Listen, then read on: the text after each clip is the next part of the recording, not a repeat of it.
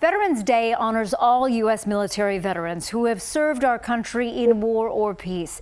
Joining us this morning to provide us with some insight on how we can honor and support our veterans is health expert and author Karen Owoc.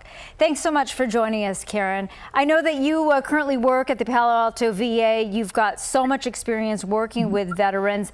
And according to the Department of Veterans Affairs, there are 19 million veterans in the U.S., and a majority of them live in California. What, 1.7 million? Exactly. So it's a great opportunity for us to support our veterans here in California. Except they're finding a lot of the veterans are now leaving and going to Texas, and they expect in 2027 there'll be more veterans populating that state than California. Which is interesting. Okay, maybe the economy and whatnot there. So talk about some of the concerns that you see with veterans right now. I understand loneliness is a big factor playing in their lives. Loneliness is a very big factor, and it starts from when they become a civilian. You know, they go through boot camp, but there's no boot camp for transitioning to civilian life.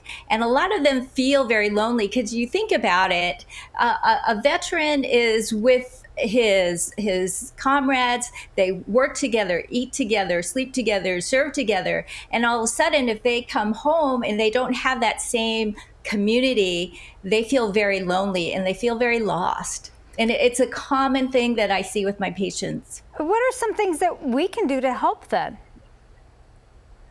Well, definitely, because loneliness leads to other problems, health problems, heart disease. They're at higher risk of heart disease compared to other Americans that are age 50 and older. They also have poor outcomes.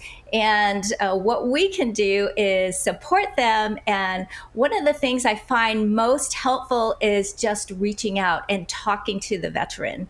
When we talk to them, saying a little bit more than, thank you for your service. There's a lot that we can say to start the conversation. And number one, ask them what branch they are in, ask them when they served, and most importantly, ask them what their job was when they were in the military. They all have some type of specialty. It's called MOS, Military Occupational Specialty.